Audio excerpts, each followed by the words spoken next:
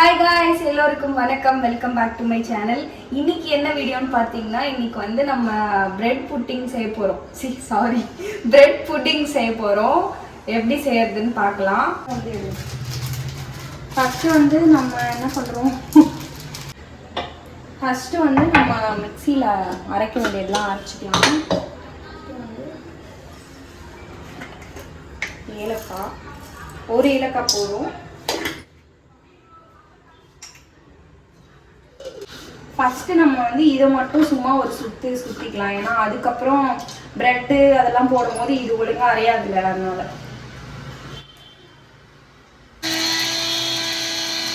எப்படி இருந்தாலும் நம்ம வடிகட்டை தான் போடுவோம். வந்து ஃபஸ்ட்டு ப்ரெட்டு,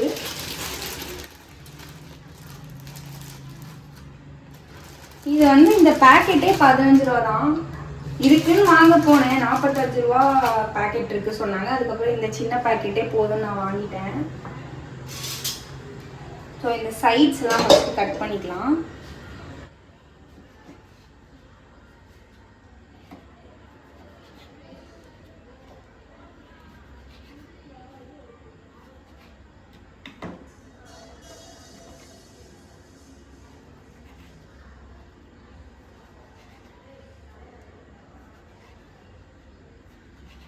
ஏதாவது பேசினா நல்லா இருக்கும்ல, எதுவுமே பேச மாட்டேன். இதெல்லாம் வச்சு நம்ம வந்து பிரெட் க்ரம்ஸ் கூட செஞ்சுக்கலாம். பிரெட் க்ரம்ஸ் செஞ்சுட்டு வேற எதுக்காக யூஸ் பண்ணிக்கலாம்.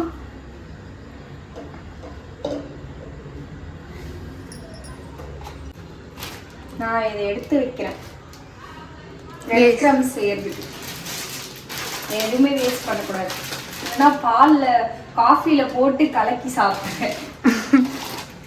ஸோ ஓகே, இது வந்து நம்ம ப்ரெட்டு கட் பண்ணி இதில் போட்டிருக்கோம். நெக்ஸ்ட் வந்து முட்டை ஆட் பண்ண போகிறேன்.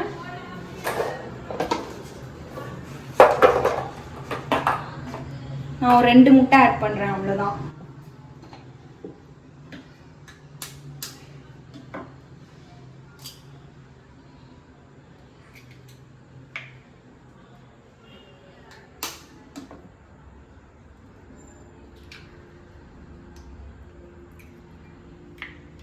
நெக்ஸ்ட்டு வந்து பால் வந்து ஃப்ரிட்ஜில் இருந்துச்சு. நான் கொஞ்ச நேரம் வெளியே எடுத்து வச்சேன், ரொம்ப சில்லுன்னு இருக்கக்கூடாதுன்னு.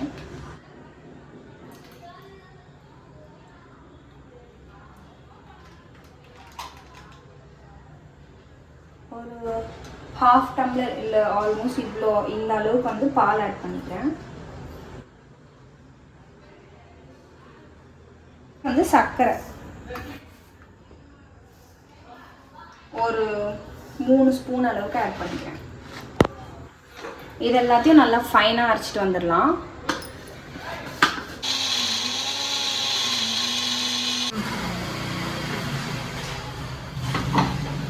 என்கிட்ட வந்து இந்த மில்க் மேட் கொஞ்சம் இருக்கு, ஸோ அதனால அதுவும் கொஞ்சம் நான் ஆட் பண்ணிக்கிறேன் இதில்.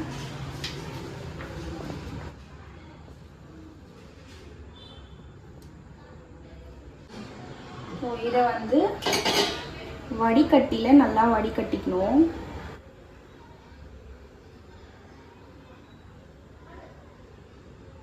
ஏதாவது திட்டா இருந்துச்சுன்னா அதெல்லாம் வந்து ரிமூவ் ஆகும்.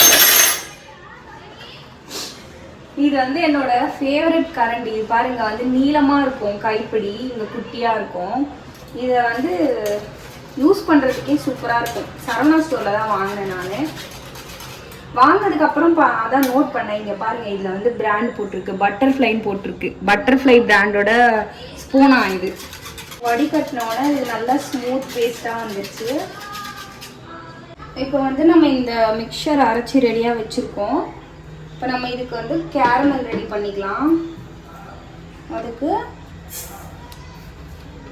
ஒரு 2 ஸ்பூன் இல்லை ஒரு 2.5 ஸ்பூன் சர்க்கரை,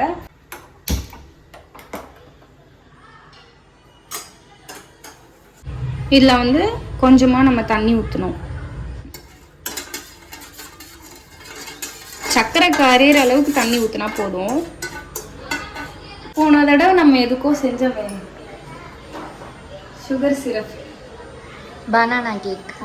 போன தடவை சுகர் சிரப் செஞ்சு ரொம்ப தீஞ்சு போய் கருப்பா கசப்பாயிடுச்சு. தூக்கி சிங்க்ல ஊத்துனா சிங்க்லலாம் ஃபுல்லா அப்படியே கிறிஸ்டல் மாதிரி ஒட்டிக்கிச்சு. ஓ நம்ம வந்து செய்ய தான் கத்துப்போம். இது எப்படி இதுவாவது நல்லா வரணும், நல்லா வந்தே ஆகும். அதனாலதான் இந்த தடவை நான் ரொம்ப ஃப்ளேம் ஸ்லோவாக வச்சு செஞ்சிட்ருக்கேன். அதிகமாக வச்சோன்னா டக்குன்னு சக்கரை தீஞ்சு போயிடுது. நம்ம அதை இன்னொரு பாத்திரத்தில் மாற்றுறதுக்குள்ள ரொம்ப கருப்பாகி நல்லா கெட்டியாயிடுது. இப்போ ஓரளவு கலர் வந்துடுச்சு. இன்னும் கொஞ்சம்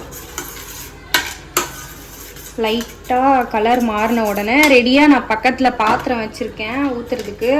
ஏன்னா போன தடவை மாதிரி ஆகிடக்கூடாது. பாருங்க கரெக்டாக வந்துடுச்சு கலரு. ஸோ இந்த ஸ்டேஜில் வந்து நான் ஸ்டவ் ஆஃப் பண்ணிடுறேன். ஸோ இந்த ரெடி பண்ண இந்த கேரமலை எந்த பாத்திரத்தில் நம்ம வேக வைக்க போகிறோமோ அந்த பாத்திரத்தில் ஊற்றிக்கோங்க.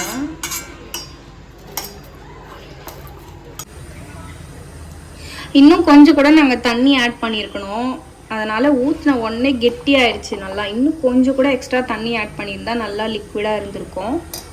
பட் இட்ஸ் ஓகே, இது வந்து சரி பண்ணிடலாம். இப்போ நான் வந்து ரெடி பண்ணி வச்சுருக்க மிக்சரை வந்து இதில் ஊற்றிக்கிறேன். இதே புட்டிங் வந்து நம்ம ப்ரெட்டு போடாமலேயும் செய்யலாம். வெறும் பால் முட்டை மட்டும் போட்டு அது வந்து கொஞ்சம் ஜெல்லி மாதிரி ரொம்ப சாஃப்டாக வரும். இது கொஞ்சம் அதை விட கொஞ்சம் ஹார்டாக இருக்கும், அவ்வளோதான். இட்லி பாத்திரத்தில் தண்ணி ஊற்றி அதுக்கு ஒரு கிண்ணம் ஸ்டாண்டாக வச்சு அது மேலே இது வச்சாச்சு. காய்ஸ் இப்போ வந்து என்ன ஆச்சுன்னா, நாங்கள் இதில் வச்சதுனால இங்கே உள்ளே வந்து எம்டியாக காலியாக இருக்கு இல்லையா, அதனால் கொதிக்கும் போது கொதிச்சு ஆடிக்கிட்டே இருக்குது. அதனால் இந்த மாதிரி கடாயிலேயே சுடுதண்ணி ஊற்றிட்டு அடியில் ஒரு சின்ன ஸ்டாண்ட் மாதிரி இருக்குது, அந்த மாதிரி வச்சுட்டு இதில் தான் நான் மூடி வேக வைக்க போகிறேன். இந்த மாதிரி வச்சுட்டு மூடி வச்சுட்டு க்ளோஸ் பண்ணிக்கலாம். இது வந்து இப்படியே ஒரு 30 to 40 மினிட்ஸ் வரைக்கும் வைக்கணும்னு சொல்லியிருந்தாங்க. அது வரைக்கும் நம்ம மீடியம் ஃப்ளேமில் வச்சுக்கலாம். மீடியம் ஃப்ளேம்லேயே 40 மினிட்ஸ் வைக்க போகிறேன். 40 மினிட்ஸ்க்கு அப்புறம் வந்து எப்படி இருக்குன்னு பார்க்கலாம். ஓகே. ஹாய் காய்ஸ், நிலாவை பாருங்க.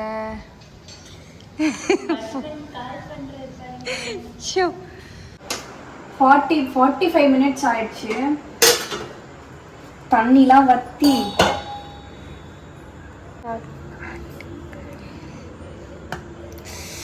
சூப்பராக வெந்திருக்கு. இதில் ஒட்டவே இல்லை பாருங்க. பரவாயில்ல, சக்ஸஸ். ஓகே, இதை வந்து இது கொஞ்சம் ஆறுனதுக்கப்புறமா ஃப்ரிட்ஜில் வந்து ஒரு 2 hours வச்சுட்டு அதுக்கப்புறமா நம்ம கட் பண்ணலாம்.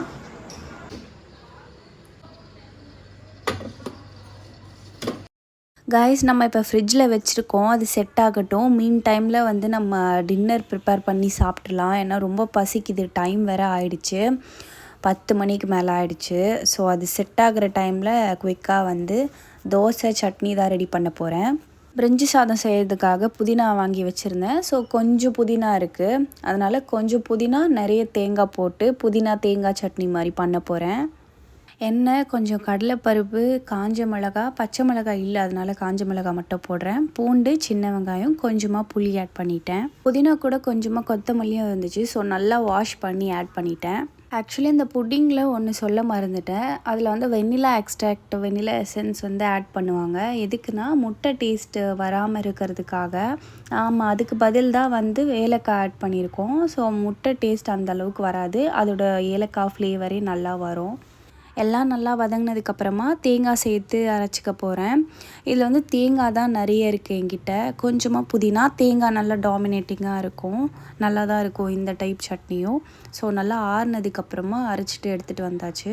புட்டிங் வந்து கொஞ்சம் சூடாக இருந்துச்சு, அதனால் கொஞ்சம் நேரம் நான் ஃப்ரிட்ஜில் வச்சுட்டு அப்புறமா எடுத்து ஃப்ரீசரில் வச்சுட்டேன். நல்லா மொறு மொறுன்னு சூப்பராக தோசை ரெடி ஆயிடுச்சு. உங்களுக்கு மொறு மொறுன்னு இருக்கிற தோசை பிடிக்குமா, இல்லை கொஞ்சம் கல் தோசை மாதிரி இருந்தால் பிடிக்குமான்னு மறக்காமல் கமெண்ட்டில் சொல்லுங்கள். எனக்கு எப்போவுமே நல்லா கிறிஸ்பியான தோசை, இந்த மாதிரி நல்லா கலர் வந்த மாதிரி இருந்தால் தான் எனக்கு ரொம்ப பிடிக்கும். மெயினாக வந்து எனக்கு இந்த மிளகா பொடி இருந்தால் போதும், எனக்கு வேறு எதுவும் கூட தேவையில்லை. சட்னி சாம்பார் அது கூட வேண்டாம், மிளகா பொடி இருந்தாலே வச்சு சூப்பராக சாப்பிட்ருவேன். மெயினாக அதில் பூண்டு போட்டிருக்கணும்.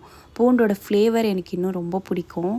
சட்னி ரெடியாக இருக்குது. இதில் வந்து நான் நிறைய தண்ணிலாம் சேர்க்கலை, நல்லா கெட்டியான சட்னியாக தான் வச்சுருக்கேன். ஹஸ்பண்டுக்கு வந்து முட்டை தோசை போட்டுட்ருக்கேன். எனக்கு வந்து ஒரு ஹாஃப் பாயில் போட்டுக்கிட்டேன் நான்.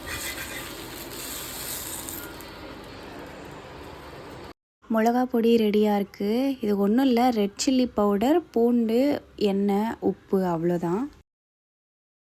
காய்ஸ் வந்து ஒரு 1.5 மணி நேரம் ஆயிருக்கு. நம்ம ஃப்ரிட்ஜில் இருந்ததை எடுத்து அப்புறம் ஃப்ரீசரில் வச்சுட்டோம். அது எப்படி இருக்குன்னு சொல்லிட்டு இப்போ ஓப்பன் பண்ணி பார்க்கலாம்.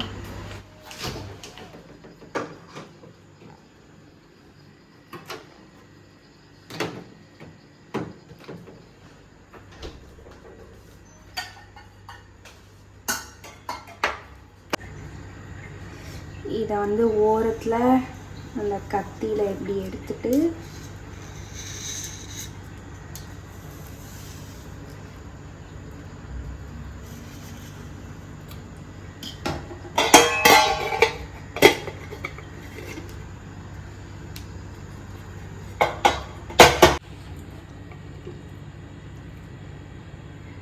வாவ் செமையாக இருக்குது.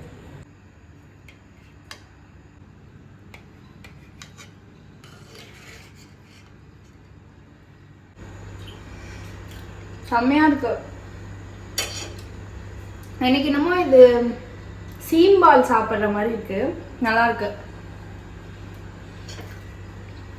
கண்டிப்பாக நீங்களும் ட்ரை பண்ணி பாருங்கள். இதுக்கு முன்னாடி நீங்கள் புட்டிங் ட்ரை பண்ணியிருந்தீங்கன்னா எப்படி இருந்ததுன்னு கமெண்ட்டில் சொல்லுங்கள். தேங்க்ஸ் ஃபார் வாட்சிங். Hope you all enjoy this video. Bye bye.